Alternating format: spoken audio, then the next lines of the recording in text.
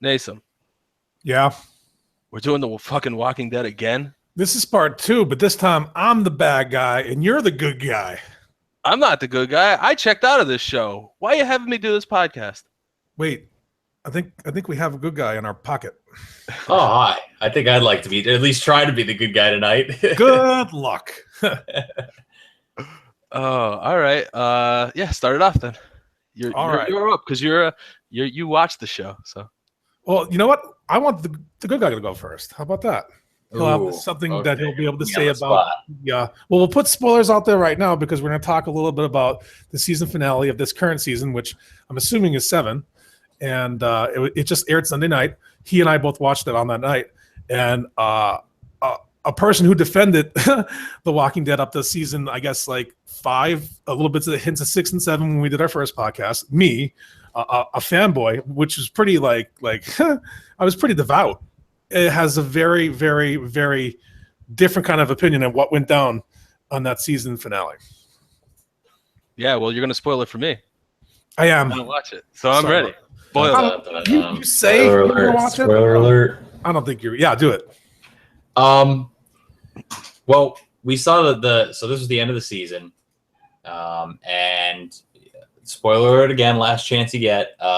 They chased off Negan from Alexandria, and he's going back to the compound. Yeah, they're pretty much, they're going to be going after him this next season. I talked with a bunch of different people, and it was pretty predictable. I think if you had read the comics, but I don't think they're doing that bad a job. I will say one of my biggest points, my biggest positives, and one of the reasons I'm going to try to be the good guy tonight is that Jeffrey D. Morgan, who plays Negan on the show, he does a pretty good job of being Negan. As faithful as he can be to the comics.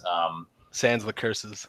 Yeah, exactly. I was hoping you'd say that. Yeah, sans cursing, because Negan in the comics is just every other word is fuck. Yeah, he's got a bit of a potty mouth. Yeah, oh yeah, it's crazy how bad he is. But I think they did another good point.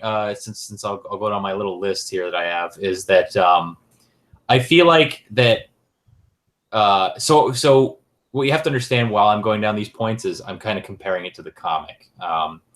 I think that obviously, like we can argue the like acting and everything. I think they have a lot of really good actors in that show. I think that's been talked to death. But I'm just going to focus on like the comparison to the comic, which is awesome. So wait, before you do that, you did say something that's interesting. You said from a person who reads the comic book standpoint, this is very predictable. So I've never read the comic book. I've only read like enough of the first couple issues, which translates into like season 1 of the Walking.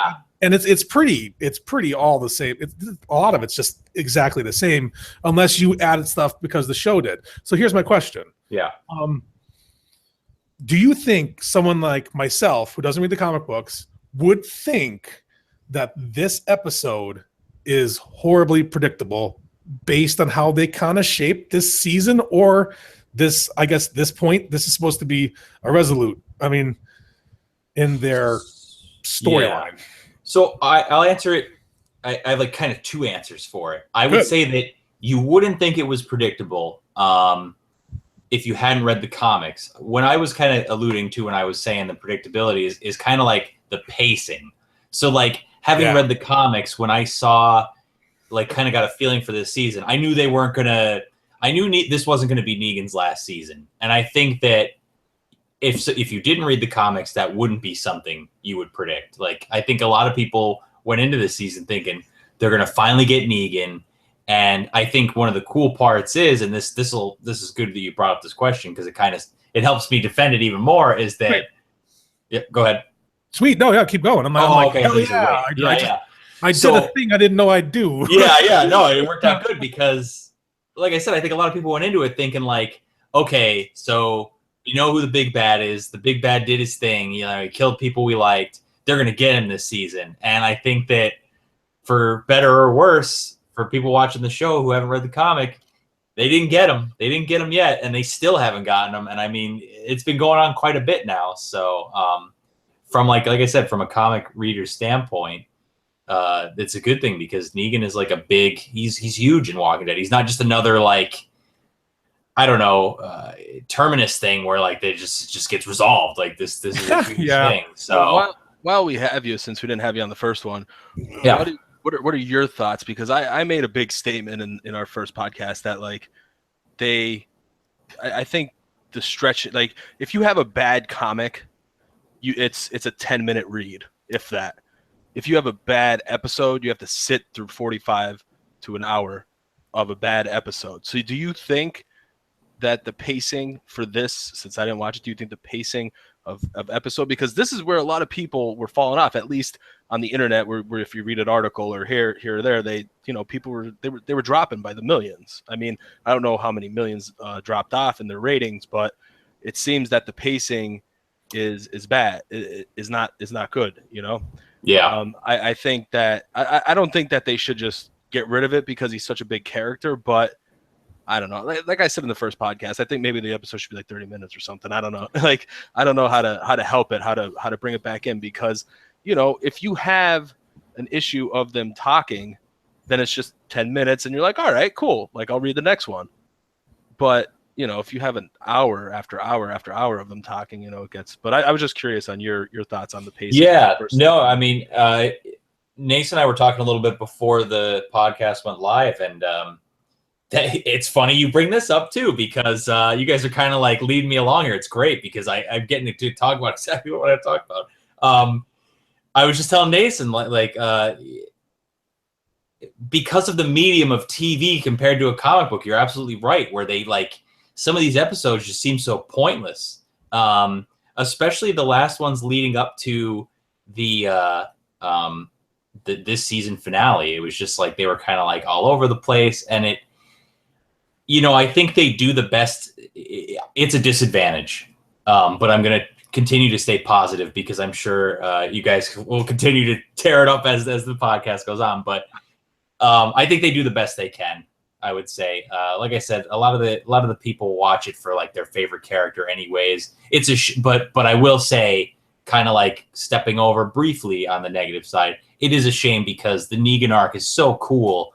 And it's such a shame that it like turns into like this, we get another week of this type of episode, when if you're reading it through the comic, you're like, this is crazy. All this stuff is happening. So I think that's the fall off you get when you start putting this kind of stuff on TV, because these guys who are doing it loosely based on the comic, I mean, like, you have characters like Daryl, who's not really in the comics at all. I mean, you could argue that by this point, I forget what his name is, but there is a guy who has a crossbow that works for Negan originally, and then like switches sides. Is that who has the burnt face? Yes, but in the comic, he it's just so different. But that's kind of my point, is that like they have these side characters, like Daryl isn't in the comic at all. So and he's like the number one character on this show. Yeah, exactly. They've kind of like I'm not going to say eclipse Rick. I don't understand it. He's like basically the lead. I know. I searched for The Walking Dead, and he's the first thing that comes up through Google, and I'm just like, I don't get this. Like Daryl's cool.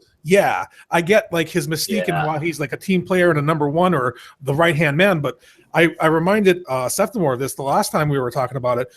In between season 1 and season 2, Daryl was a complete D-bag. Like Daryl and Merle, they were dicks. They were like, they weren't very nice people. They had bad attitudes. They had bad opinions. They had a horrible way of looking at everything. And then like the season opener, season 2, which is essentially The Talking Dead, and that's when it got really boring for a lot of people because they ran out of money. They lost their showrunner, and they just talked on the farm. But in the beginning of season 2. Daryl's on his bike. He's scouting ahead. He's doing this. He's doing that. He's a really great guy. And I'm like, wait a minute. They never explained how he went from a complete dick to like this guy with all these more positive attributes when he just ended that season with all these negative attributes. And I'm like, okay, well, whatever. And then people went crazy. Yeah, well, I mean, like we could turn this into a Daryl thing, but I mean, no, it was. I know. It was like a gradual thing when you think. Like if you remember the first, he was a piece of trash, but I mean. He was somebody who was loyal to their family. And while Merle, who was his brother, his real family in the beginning, he eventually lost him or whatever, these people became his new family. And then I think what a lot of people liked is like, first of all, everybody likes the bad guy, you know what I mean? Like the bad boy character, but he kind of came around to this group and he became a huge asset. So, and I think he does a lot of like Rick obviously has his, fangirls, but I think he's another one that, like, you know, for whatever reason, they like that greasy hillbilly look or something. You know, women have some kind of with the leather jacket and the motorcycle. I guess, I don't know, but greasy the better.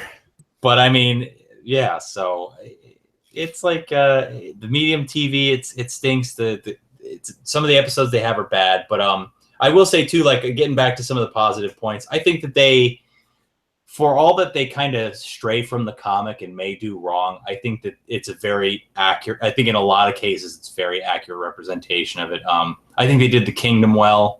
CGI tiger, but it's the tiger's still there. And I'll get into the CGI tiger. It's CGI tiger. I mean, that's all you have to say, really. But his name is CGI tiger. Yeah, we could just call him that. But I mean, like, Ezekiel's cool. It's pretty much I would say, like, point to point with the comic, and I always like the idea of the kingdom. I mean, they still have the armor, you know, like, so that was cool.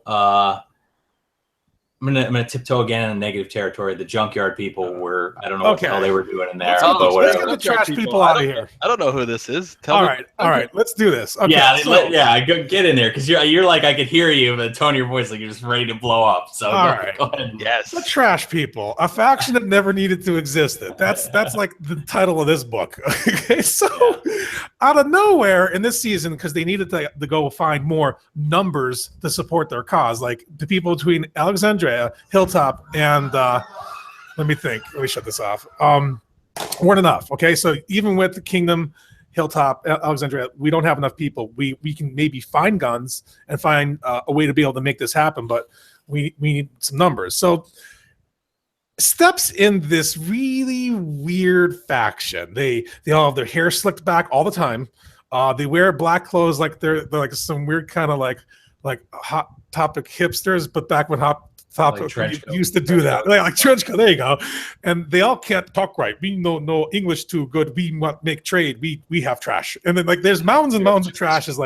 Is their backyard, and they make a deal with the characters that we know from Alexandria, and we think that they're gonna follow through with this deal, and we think that we'll finally have the numbers that we need, and like it's like someone wrote up in like maybe some brainstorming session with because they're not in the comic, and Patrick confirmed this for me, and like hey, let's have some Mad Max like talking people, and I'm like, wait, slow down here. Like they can't talk well, they're poor at English, like they didn't have enough time to learn it. Like the apocalypse didn't happen so long ago that like the entire world is just a barren wasteland, and like people just don't know how to speak. Like so like they're so misplaced, they're odd, they're awkward.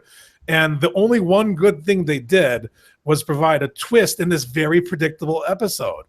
And that's it. That's all they were able to accomplish. The twist was when Rick was standing side to side with them, and they're about to go against Saviors, and we don't know where Hilltop is, and we don't know where Alexandria is. And no, we know where they are. They're at Alexandria. We don't know where Hilltop and the Kingdom are.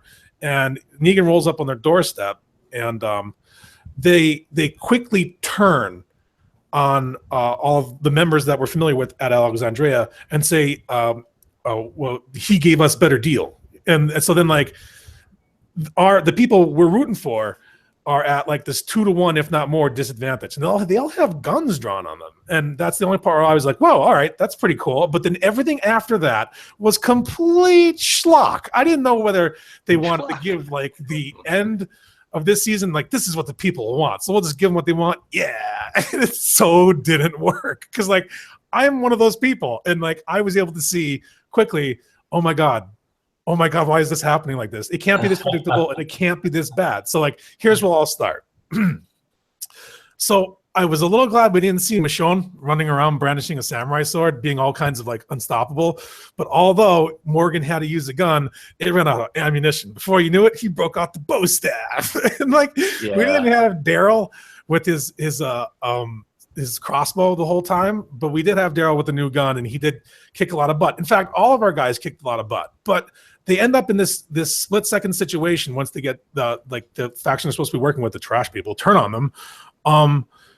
Like it looks like it's over. It's bad. It's going to end, and they're all going to get killed. And this is this part of the story where, oh my god, oh woe is me, it can't get any worse. The sky is falling. But when they revealed in a casket, which was supposed to be a live Sasha, an undead Sasha, which scared, I guess, Negan off the truck, our people, all in their disadvantaged spots, stood up and basically started firing at the people who had already had like 2 trained guns on them from like where they were their one position kneeling but still holding their weapon.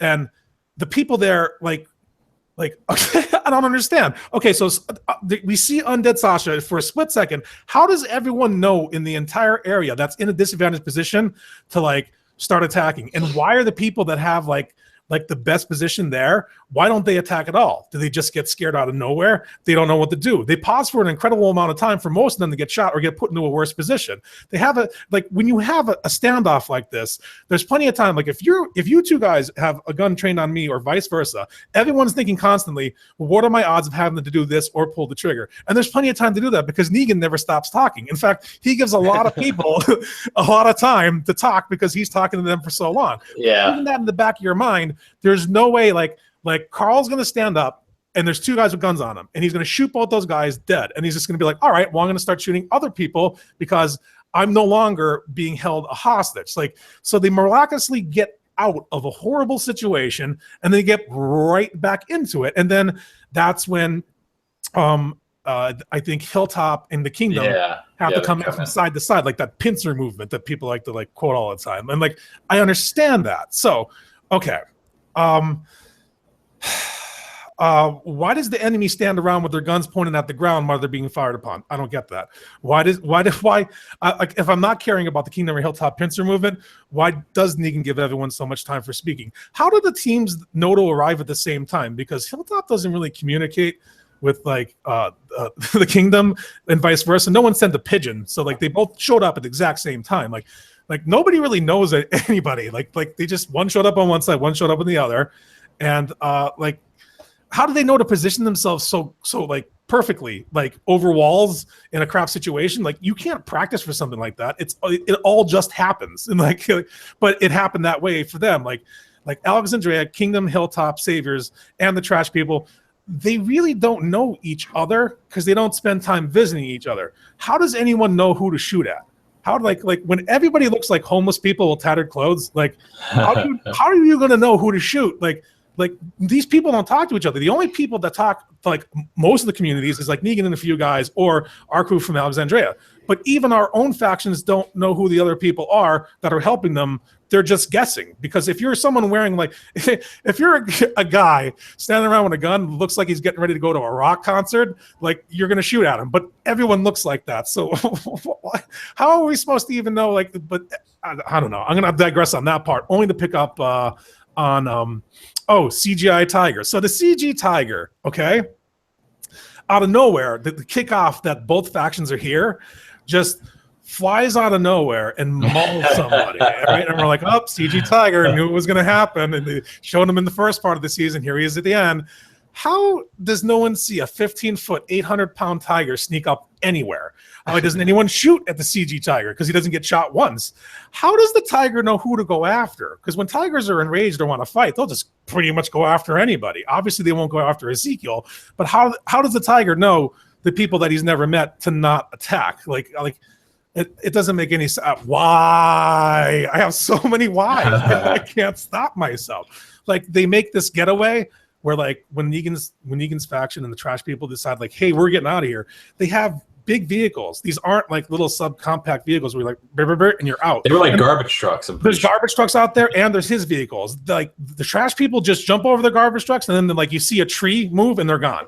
But like Negan's trucks all get away. Like, how do you turn these things around in time while they're getting shot at repeatedly? It reminds me of a scene I saw in like Resident Evil where like people are unloading immense amounts of ammo at something, and it's just not doing anything. And then Negan picks up his hand and gives everyone the finger while he's leaving. How come no one shot at his arm or his hand? I mean, that was cool. That was cool. It was really cool. I was laughing so hard when I saw that. So they get away really, really quickly, and like they have like more than a quarter of their own people back at their own base. They have a lot of people back there. Wouldn't that have helped on offense? Why leave so many people back on defense? You could have just in one fell swoop took care of the situation, but they're like, we're going to leave the majority of our resources back at home. So like we'll just get the drop on people and we'll win because we're the saviors. Like, oh, another one, and I'm starting to run out of stuff immensely. How do the junk people know how to all disarm the explosives? Like are they all bomb experts too? Like they can barely speak. Like I don't like they got that done to betray who they were trying to betray because there was a better deal for more trash because that's all they really want to deal for. And I don't know. Like, what do you think, Patrick? This was a lot of stuff to throw at you. Yeah, it was. So like, well, I'll give you a couple. So I'll start by giving you a few things because there's just one or two things that like as much I do have a defense here, but I have to agree with the whole bomb thing was definitely suspect. I mean, they had Rosita wired up. And I thought it was weird that there were so many people kind of messing with the wiring with the bombs. Yeah. So that was weird. The Tiger thing, I'll definitely give you. I mean, a lot of it comes with just some suspension of disbelief because a lot of crazy shit that happens in the show certainly happens in the comic too. I mean, like there's a lot of crazy, goofy stuff that happens there, like how they get out of these situations, who knows? So I mean, it doesn't really differ that much there. And a lot of my argument, the primary basis for my argument in staying positive is how well the show at least attempts or does emulate the comic. So continuing off of that, there's a lot of like really sketchy situations in the comic, just like in the show where you have that suspension of disbelief. Like I agree with what I agree with what you're saying. Like, you know, especially with the trash people, they're doing their betrayal there. I mean, the leader has a handgun pointed to Rick's head while they're killing all of her people, and she doesn't do a thing. Trigger. Yeah, she shoots him in like the stereotypical place by your hip, where if you get she only live like we learned in Scream 1.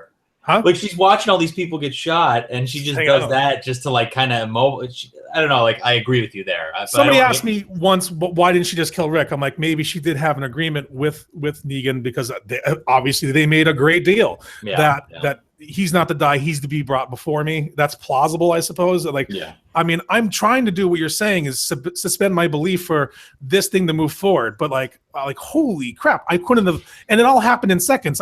It's so easy to poke holes into that I just cannot ignore it. Yeah, it is. It is. And you know, like I said, it's just that medium transfer where you're going from comic to TV show where you have to. There's so many different angles you cover. I mean, like.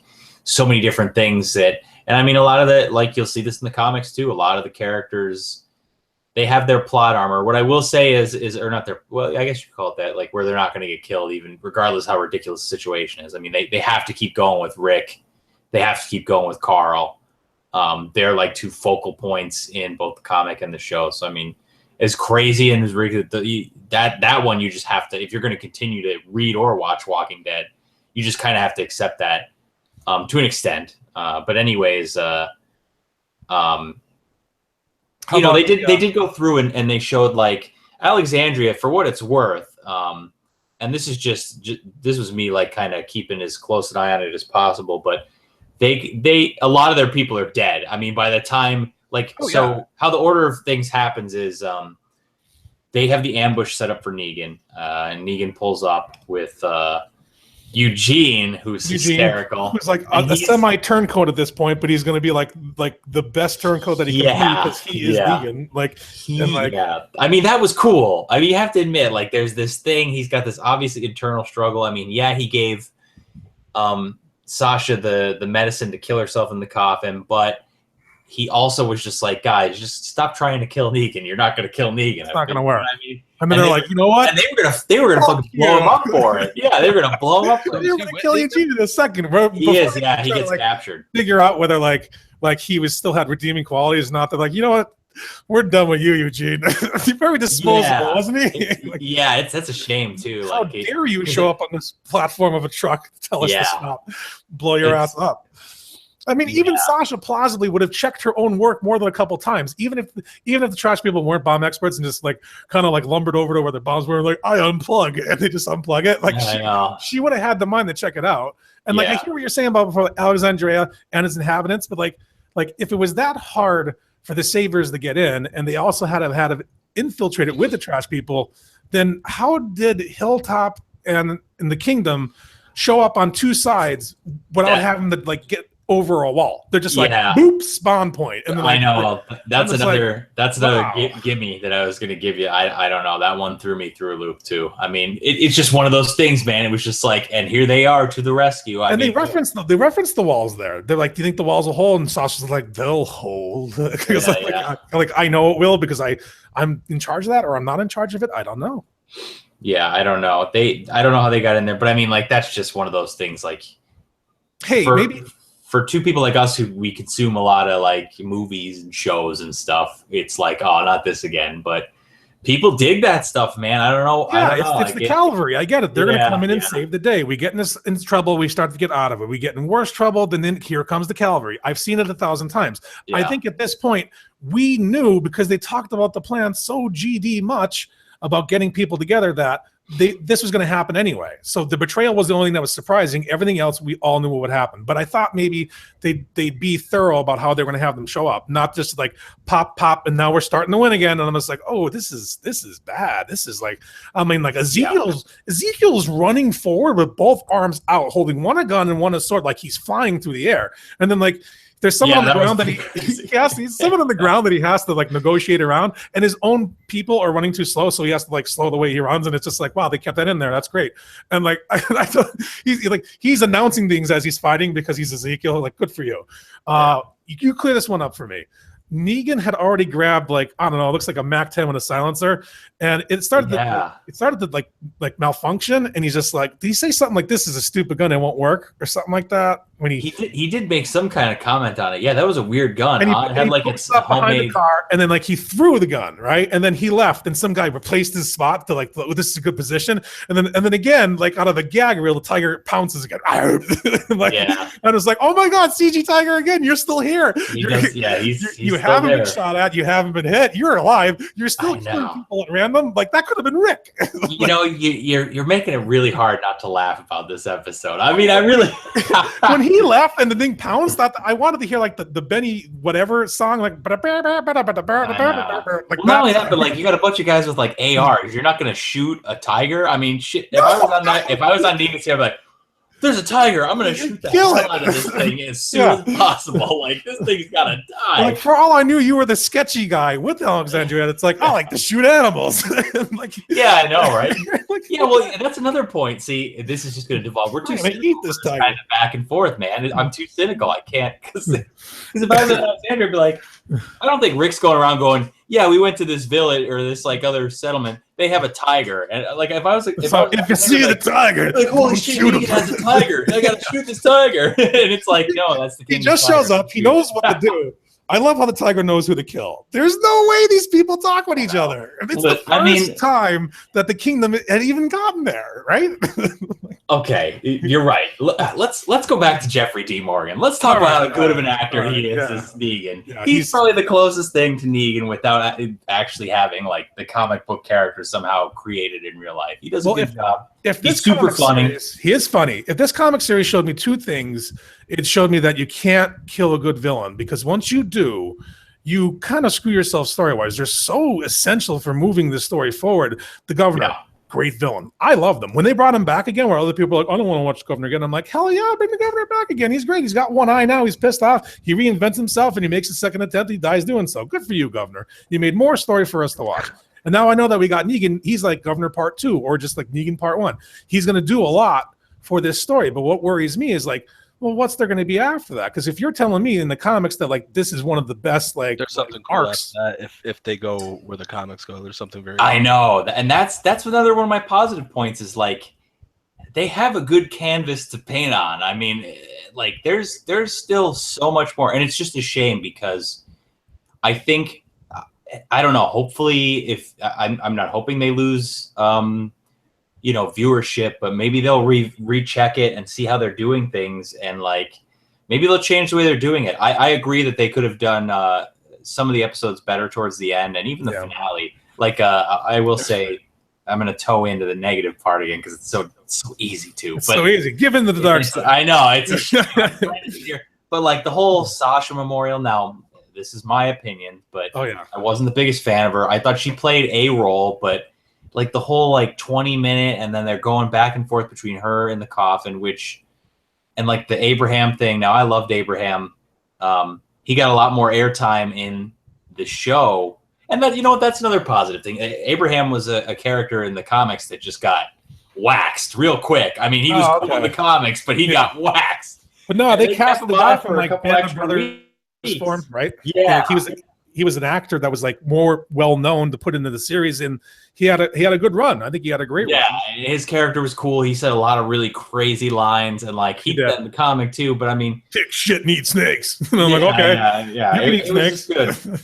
But yeah, the whole Sasha thing was weird. I don't know. Maybe they feel like because of how long they've had some of these characters in, if they don't give them some screen time, that people are going to get upset. But I don't know how big of a following she had. I don't know. I mean, like, for all intents and purposes, Sasha let us know that she was probably going to plan something like this. Sasha's character went from being like part of a crew that came in around the prison, and then she didn't do anything, and she really didn't say much. And then after a while, she became some kind of like unhinged rabid animal that just wanted to strike out and like practice with like a sniper rifle or something like that all the time. And then she came back into the fold and was like going to be human again. And then before we know it, she's on her way out again because she wanted to like sacrifice herself for the cause or whatever it's going to be. Like, and Negan wanted to use her, and I guess she wanted to be the catalyst to start this fight, and she was, and she planned it out. She's like, I'll stay in the back for the coffin. She decided to take the pill then. Just give me a bottle of water, I'll be fine. And she knew that when they opened up the door, people would see Undead Sasha, and that would start the war. But like the war was already over because like they already lost position. And like, how does all the people on the good side know to simultaneously start fighting when Undead Sasha comes out of the coffin, when only limited people have view of Undead Sasha? Like, everyone just stands up, starts fighting all at once, and all the people that have the drop on them lose their position horribly. It just doesn't make any sense. Like, if we knew that Rick definitely saw Undead Sasha and was the only one that could see it, how is Michonne from like a half a mile away going to know, like, oh, we're all fighting now because Sasha's dead? Like, well, I don't know. She had want to know something funny about that? When we thought Michonne had died with the in the background. Yeah, it fell off the roof. She had like, I felt like the scream was like maybe I was in a ha-ha moment at this point. But like, I felt like it should have been the Wilhelm screen where they use it in like sci-fi movies. Yeah, great. Like, you knew it was going to be Michonne. You knew it was going to be whoever she was fighting. It's some more of the trash. Yeah, I know. I mean, there's there's a lot of spots, like there's a lot of scenes like that. But I mean, I would say there's some in the comic too. So it's one of those things that comes with the territory. It comes with the territory. We sign on for it. Yeah, it's tough. I guess it's up to each individual to decide where their line is, and you've made a lot of really good points, and I could totally see why you felt the way you did about the finale. I mean, I thought I'm eager to see where they continue to take it. I don't think they've done everything the best they could, but some of the things they have done were okay. They were acceptable for the most part. But yeah, I can see. I can side with you on that. I'll side with you on that, and I'll agree with you 100% until we got to like basically the last half an hour of this episode. And then to me, I don't know whether I was watching was supposed to be serious or was supposed to be an overly dramatic version of what this ending could have been, so people rally behind it. Right. Like, the people what they want, but they're still not like writing their own story, but they were because they wanted to like continue it into the next season, so there's more Negan, and I'm fine with that. But I don't know, this ending was over the top. There was holes aplenty, and I didn't know how to take it. At some certain point, like the tiger pounces the second time, it just knows who to kill and maim. Like, I'm like, this is hilarious. And then he has one-liners coming left and right, throws them the finger. Like, I'm just like, all right, this is a joke, right? I had all this wrong. Because as a ha-ha moment, this is pretty funny, actually. Like, I could sit down and start to laugh. And that's when I started writing a lot of this stuff down. I'm like, oh, I want to forget this. This is gold, because I'm a proponent for The Walking Dead. And this was my one line where I had to draw, and I'd be like, this was so goddamn ridiculous that I can't not point it out. And I guess that's why we got together tonight, just to talk about it, because it just happened on Sunday. Yeah. We're going long, so if you want to, we can stop it if you want to. You guys want to say anything? What do we want to do? I didn't see it. I'll throw it. Yeah, I know you're kind of this conversation. This conversation didn't prompt me to want to go. No, I didn't think it would. It wasn't meant to win you over. Yeah. I think in closing, though, I feel like there's still just enough there, if only to see what they do with the Negan arc through the TV. I mean, I think they still have an opportunity to do some really great stuff, especially with this next season, because I'm not sure that they'll close out the Negan arc, but it's got to be super close, if not leading into the next one or something. We'll have to see. But I still think there's opportunity if there's anybody who's still like questioning whether or not it's worth it after this.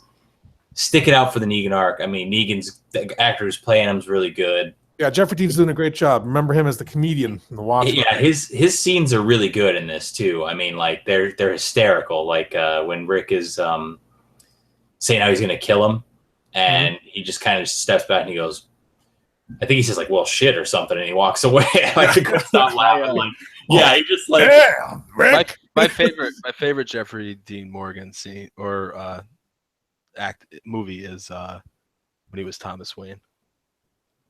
Oh, he was Bruce Wayne's father. Yeah, and what did you do? Superman. Okay, gotcha. He had a 30-second scene. Oh, really? Which one? Which one was it? And Maggie is Martha. Okay. Oh, okay. That's pretty cool. Yeah. So I like Maggie. Maggie's what's the name of the actress that plays Maggie? I don't know. I do. I think she said she was from Pennsylvania, but then she was also like somehow like British at the same time. So she has a little bit of a hybrid of an accent. That's all I remember her. I remember one interview with her and I'm like, huh. And that's all I got. That's all I can tell you. Yeah. So anything else? I made a prediction in the last one that I wanted to see them in the future, not just kill Negan dead like the governor. I want him to exist in a lesser powerful form in the future. And if I know that if me as a fan wants that to happen, yeah, I'll still tune in when it comes back for season 8. I'm just saying, man, did they really shit up season 7's finale? They could have done better. It was a craptastic kind of a ordeal. Oh boy! How about that? All right. Then then we'll call it. As always, it's brought to you by SeftimorLive.com. If you like this, please give us a like, hit the subscribe button so you get all the updates. Smash that. Yeah, smash it, hit the bell. That like. And we'll be back soon. So until then, we'll talk to you later. See you later. See you.